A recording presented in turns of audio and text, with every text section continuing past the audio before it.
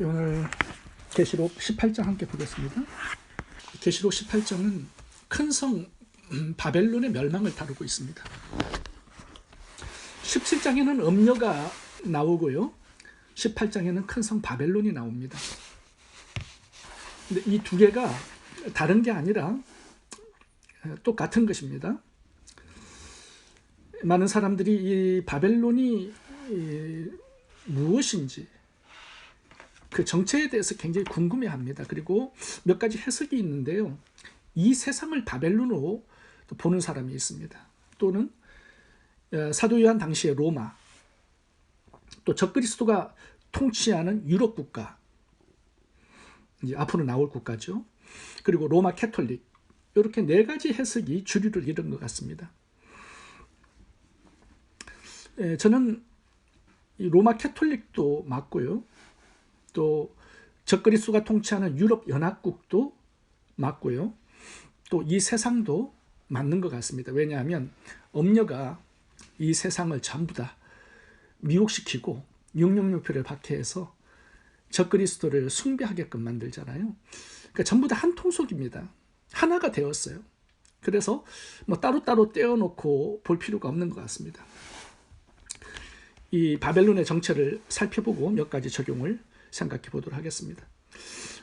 제가 말씀드린 대로 음녀와 큰 성 바벨론은 하나입니다. 17장에서 우리가 음녀를 살펴보았는데요, 이 음녀는 예수님을 버리고 배도한 교회와 성도들입니다. 이 배도한 교회와 성도들 중에는 로마 카톨릭 교회도 있습니다. 그러면 이 음녀의 최고 지도자는 누구냐? 제 생각에는 로마 카톨릭 교황이 아닐까 생각합니다.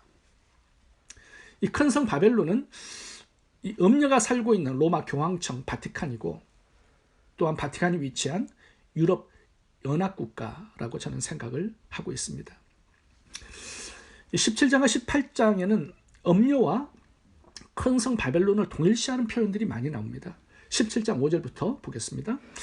그 이마에 이름이 기록되었으니 비밀이라 큰 바벨론이라. 음녀의 이름이 바벨론이에요. 땅의 음녀들과 가정한 것들의 엄이라. 그러니까 이 음녀와 큰 바벨론 성이 똑같은 겁니다. 18절도 보겠습니다. 또 내가 본 그 여자는 땅의 왕들을 다스리는 큰 성이라. 그 음녀가 바벨론 성이라고 말씀을 하고 있습니다. 동일시하고 있죠. 18장 2절도 보겠습니다. 무너졌도다 큰 성 바벨론이요. 근데 3절에 보면은 그녀와 함께 그녀의 사치에 인칭 대명사를 사용하고 있습니다. 큰 성 바벨론을. 그러니까 음녀와 큰 성 바벨론을 동일시하고 있다는 뜻입니다. 서로 하나가 되었어요. 뗄 수 없는 정도로. 이 큰 성 바벨론은 음녀인데요, 저는 이 로마 카톨릭의 교황이라고 보고 있습니다. 그 수장이 온 세상을, 왕들을 다스리는 권세를 가지고 있어요. 그렇게 하려면 로마 카톨릭의 교황 정도는 돼야 됩니다. 그래서 저는 큰 성 바벨론은 교황이 살고 있는 유럽 연합국가라고 생각을 하고 있습니다. 우리가 이 바벨론을 또 하나 살펴볼 것은, 이 바벨론은 음녀와는 동일시하는데 이 세상과는 동일시하지 않습니다. 어떤 분들은 이 바벨론을 이 세상이라고 해석하는 분들이 있어요. 근데 오늘 본문은 그렇게 해석하지 않습니다. 먼저 14장 8절을 읽어보겠습니다. 무너졌도다 큰 성 바벨론이요, 모든 나라를 그 음행으로 인하여 진노의 포도주로 먹이던 자로다. 여기 보면 큰 성 바벨론하고 모든 나라를 구별해 놓고 있습니다. 그러니까 똑같은 게 아니다라는 거죠. 이 큰 성 바벨론의 음녀가 온 세상을 666표를 받게 하고 적그리스도를 신으로 숭배하는 일에 앞장서고 큰 사명을 맡은 것입니다. 그래서 음녀예요. 근데 이 음녀는 큰 성 바벨론이지만 세상 나라는 아닙니다. 계시록 16장 19절도 보겠습니다. 큰 성이 세 갈래로 갈라지고 이제 바벨론이 멸망을 합니다. 만국의 성들도 무너지니, 그러니까 만국의 성들하고 바벨론 성을 구별해 놓았습니다. 똑같은 게 아니다라는 거. 그리고 바벨론 이 큰 성은요, 이 종교 집단입니다. 18장 2절부터 읽어보겠습니다. 힘찬 음성으로 외쳐가로되 무너졌도다 무너졌도다 큰 성 바벨론이여, 귀신의 처소와 각종 더러운 영이 모이는 곳과 각종 더럽고 가증한 새들이 모이는 곳이 되었도다. 여기 보시면 곳이라는 단어가 3번 나오죠. 이 더러운 귀신들, 악령들이 모이는 곳이 돼요. 그러니까 장소라는 뜻입니다. 로마 교황청, 그곳이 위치해 있는 유럽 연합국, 이곳이 전 세계인들을 육령령패를 받게 하고요, 또 배도하게 하고 적그리스도를 신으로 숭배하게끔 만듭니다. 그게 이제 헤드쿼터가 제 생각에는 로마의 바티칸이고 유럽 연합국 적그리스도의 나라가 될 것 같습니다. 큰 성 바벨론에게 따라 나오는 단어가 음행이라는 단어가 많이 나옵니다. 음행. 이 음행은 성적 관계를 뜻하는 게 아니라 영적으로 예수 그리스도를 배도하는 것을 음행이라고 합니다. 그러니까 전 세계 사람들에게 666교를 찍고요, 적그리스도를 신으로 숭배하게끔 만드는 그 음행의 사역을 이 큰 성 바벨론 음녀가 맡은 겁니다. 큰 성 바벨론이여, 모든 나라를 그 음행으로 인하여 진노의 포도주로 먹이던 자로다. 그 여자는 음행에 더러운 것들이 가득하더라. 땅의 음녀들과 가증한 것들의 엄이라 하였더라. 음행이 항상 따라 나와요. 예수님을 믿는 그 신앙에서 배도하게끔 만드는 그 사명으로 이 음녀와 큰 성 바벨론이 큰 사명을 맡은 것입니다. 근데 이 음녀가요, 전 세계에 어마어마한 영향력을 행사합니다. 18절을 제가 읽겠습니다. 계시록 17장 18절. 내가 본 그 여자는 땅의 왕들을 다스리는 큰 성이라 하더라. 어마어마한 권세를 가졌어요. 땅의 왕들을 다스려요. 전 세계의 대통령들을 움직일 수 있는 정도의 막강한 파워, 이거는요 로마 캐톨릭 교황 정도 되어야 가질 수 있습니다. 전 세계 18%의 교인수를 가지고 있어요. 전 세계 인구의 18%. 엄청난 종교 집단인데요, 지금 전 세계에는 400만 개가 넘는 교회들이 있습니다.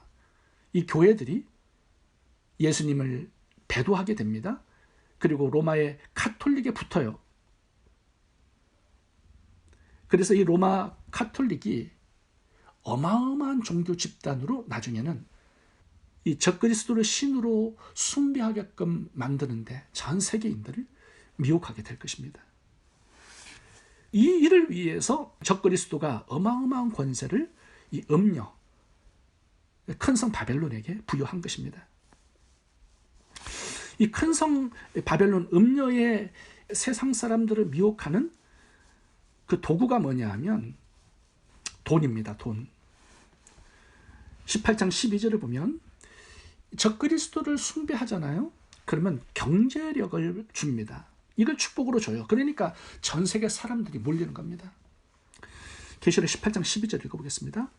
그 상품은 금과 은과 보석과 진주와 세마포와 자주 옷감과 비단과 붉은 옷감이요, 각종 향목과 각종 상아 그릇이요, 값진 나무와 구리와 철과 대리석으로 만든 각종 그릇이요, 계피와 향료와 향과 향유와 유황과 포도주와 감람류, 고운 밀가루와 밀이요, 소와 양과 말과 수레와 종들과 사람의 영혼이라. 어마어마한 무역이 일어나고 있습니다. 사람들도 사고 팔아요. 이 적그리스도를 따르고 육육묘표를 받게 되면 경제에 부유한 축복을 줍니다. 이게 육육묘표와 적그리스도를 신으로 숭배하는데 굉장히 강력한 미혹이고 도구가 되는 것입니다. 예를 하나 들어보겠습니다. 요한계시록이 기록될 당시에 로마가 전 세계를 정복해서 통치했습니다. 근데 로마가 전 세계인을 먹여 살렸어요. 모든 문화, 경제, 정치, 예술, 종교의 중심지였습니다. 당시 로마가 수많은 나라들을 정복했기 때문에 이 정복한 나라들을 하나로 결속시키기 위해서 어떤 방법을 썼냐 하면요, 로마의 황제 숭배라는 이 방법을 사용을 했습니다. 그래서 모든 도시에 황제의 신상을 세웠어요. 그리고 모든 사람들이 신전에 와서 향을 피우고 절하고 로마 황제를 신으로 숭배하게끔 만들었습니다. 그런데 세계의 많은 도시들이요, 이 황제의 신상을 그 도시에 세우기를 너무나 원했습니다. 왜냐하면 황제의 신상을 그 도시에 세우면은 경제적인 원조와 혜택을 너무 많이 주기 때문이에요. 오늘 본문도 봐보세요. 어마어마한 무역이 로마 바티칸을 중심으로 또 로마의 연합국가를 중심으로 이루어집니다. 물론 미국도 세계 경제의 중심지지만 앞으로는 유럽 연합국이 세계 경제의 중심지가 될 것 같습니다. 이 교황이요, 유럽 연합국에 실제적인 영향력을 미치는 사람입니다. 그리고 전 세계의 종교, 정치, 경제에 막강한 영향력을 행사하는 인물입니다. 그렇게 큰 손이 되게 해서 666표를 받게 하고 전 세계인들이 적그리스도를 숭배하게끔 만드는 그 일에 앞장을 서게 될 것입니다. 본문에서 몇 가지 교훈을 살펴보고 마치도록 하겠습니다. 이제 오늘 본문에 보면은 바벨론이 심판을 당해서 멸망합니다. 근데 그 멸망이 하루 동안에 일어나는 신속한 심판이었어요. 8절을 읽어보겠습니다. 18장 8절. 그러므로 하루 동안에 그 재앙들이 이르리니 곧 사망과 애통함과 흉년이라. 그가 또한 불에 살라지리니 그를 심판하신 주 하나님은 강하신 자이심이라. 21절. 이에 한 힘센 천사가 큰 맷돌 같은 돌을 들어 바다에 던져 이르되 큰 성 바벨론이 이같이 비참하게 던져져 결코 다시 보이지 아니하리로다. 이 바벨론의 멸망의 장면을 계시록 16장 19절에서는 이렇게 표현합니다. 큰 성이, 바벨론 성이 세 갈래로 갈라지고 유럽이 이제는 지진으로 멸망을 하는 것 같습니다. 만국의 성들도 무너져요. 그러니까 전 세계가 지진으로 모든 도시들이 다 무너집니다. 큰 성 바벨론이 하나님 앞에 기억하신 바 되어 그의 맹렬한 진노의 포도주안을 받으며 20절. 각 섬도 없어지고 각 산악도 간데 없더라. 이 멸망이 하루 만에 일어나는데 어떻게 되느냐? 엄청난 지진이 일어나는 거예요. 섬들도 산도 없어져 버려요. 그 정도로 강력한 지진이 발생을 해서 모든 성들을 다 무너지게 만든다는 겁니다. 무너졌다는 단어가 두 번 반복된다는 것은 완전히 멸망을 한다, 그런 뜻이겠죠. 성경에 나오는 심판들을 살펴보면 전부 다 갑자기 찾아옵니다. 노아의 홍수 심판을 봐도 비가 쏟아지기 시작하는데요, 하늘에서 궁창이 열리고 땅에서는 모든 지하수들이 전부 다 솟아납니다. 순식간에 물이 지구의 모든 산들을 다 덮어요. 소돔과 고모라도 단 하루 만의 심판이었습니다. 하늘에서 유황불이 떨어져 순식간에 소돔 고모라가 다 멸망을 했어요. 로마는 어떻습니까? 로마도 전 세계를 정복해서 통치한 부요함과 사치의 대명사죠. 근데 화산 폭발로 폼페이 이 도시가 하루 만에 다 화산재가 되어버립니다. 오늘 본문에서 어떤 메시지를 우리들에게 주시냐 하면요, 이 세상의 화려함과 부요함 뒤편에 감추어진 실체, 이 멸망을 볼 수 있어야 한다는 겁니다. 그래서 이 심판을 준비하는 하루하루의 삶을 살아가는 게 지혜라고 말씀을 하고 있어요. 그리고 이 세상이 무너지는데 누가 투자하겠습니까? 망해가는 회사가 있어요. 그 회사 주식을 누가 사겠습니까? 절대로 투자하지 않을 겁니다. 매출도 없고 빚이 너무 많고 기업이 부실한데 겉으로 장부를 속여가지고 사람들의 이 투자를 미혹으로 받아낼 수는 있습니다. 미혹에 속아서 망하는 회사에 투자할 수 있단 말이에요. 그래서 성경은 이 세상의 끝을, 결말을 우리들에게 미리 보여주고 있는 거죠. 멸망할 거니까 이 세상에 소망을 두거나 이 세상에 절대로 투자하지 말라는 거죠. 베드로후서 3장 7절 읽어보도록 하겠습니다. 이제 하늘과 땅은 그 동일한 말씀으로 불살하기 위해 간수한 바 되어 경건치 아니한 사람들의 심판과 멸망의 날까지 보존하여 두신 것이라. 주의 날이 도적같이 오리니 그날에는 하늘이 큰 소리로 떠나가고 체질이 뜨거운 불에 풀어지고 땅과 그 중에 있는 모든 일이 드러나리로다. 하나님의 날이 임하기를 바라보고 간절히 사모하거라. 그날에 하늘이 불에 타서 풀어지고 체질이 뜨거운 불에 녹아지려니와. 이 세상도 그 정록도 지나가되 오직 하나님의 뜻을 행하는 이는 영원히 거하느니라. 이 세상의 멸망을 바라보고 하나님의 나라가 이 땅에 임하기를 간절히 사모하라. 헛된데 투자하지 말고 하나님의 뜻을 이 땅에 행하는데 헌신하고 투자하라. 이 메시지를 우리들에게 주고 있습니다. 4절을 보겠습니다.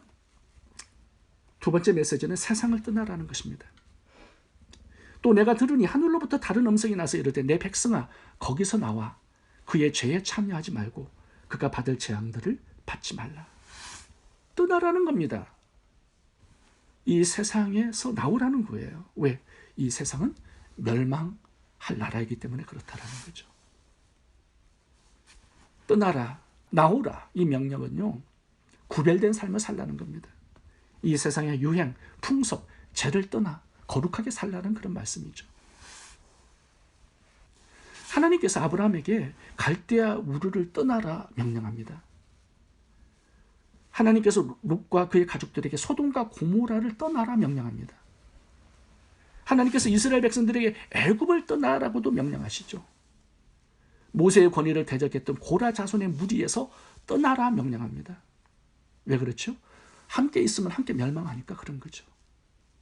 그래서 나오라, 떠나라 이렇게 말씀하고 있는 것입니다. 2절을 읽겠습니다. 힘센 음성으로 외쳐 가로되 무너졌도다 무너졌도다 큰 성 바벨론이여 귀신의 처소와 각종 더러운 영에 모이는 곳과 각종 더럽고 가증한 새에 모이는 곳이 되었도다. 지금 이 큰 성 바벨론 그리고 이 세상을 한번 봐보세요. 어떤 세상인가요? 귀신의 처소예요. 각종 더러운 영이 모이는 곳이에요. 악령들이 사람들을 지배하고 조종하는 그런 세상입니다. 이 세상은 겉으로 보면 평화롭고 멋있고 뭔가 얻을 수 있는 것들이 많다고 생각할 수 있지만 영적으로 보면 더러운 귀신의 처소고 소굴입니다. 그래서 나오라, 떠나라 이렇게 말씀하고 있는 것입니다. 저는 요즘에 한국의 텔레비 방송국에서 이 신접한 무당이나 또 점괘 같은 것들을 많이 방영해 주는 것을 보게 됩니다. 사람들의 뇌에 이것이 정상적인 것처럼 세뇌시키고 있는 것 같아요. 특별히 윤석열 정부가 들어서고 난 다음에 이 방송을 보면은 이 무당들이 굉장히 많이 나옵니다.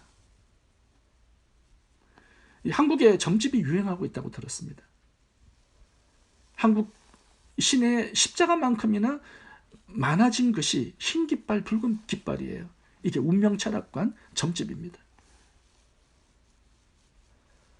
이 세상이 점점 그렇게 되어갈 것이다 알려주는 거죠. 우리가 기억해야 합니다. 이 세상은 영적 쓰레기장입니다. 뭔가 소망을 두고 사모할 곳이 아니에요. 뭔가 투자할 곳이 아닙니다. 유튜브, 음악, 영화, 드라마, 각종 동영상 유튜브 이런 것들도 한몫하고 있습니다. 너무 깊게 들어가면 이 귀신의 처소에서 귀신에게 발못을 붙잡히게 되는 거죠. 항상 깨어 기도하고 말씀으로 무장할 수 있기를 바랍니다. 이 귀신의 소굴에서 거룩을 지키고 그리스도의 신부로 살 수 있기를 바랍니다. 기도하겠습니다.